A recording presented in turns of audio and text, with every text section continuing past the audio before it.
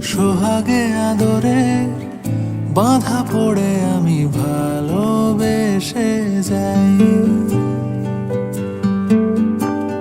স্মৃতির সাগরে ডুবে গিয়ে আমি ভালোবেসে যাই।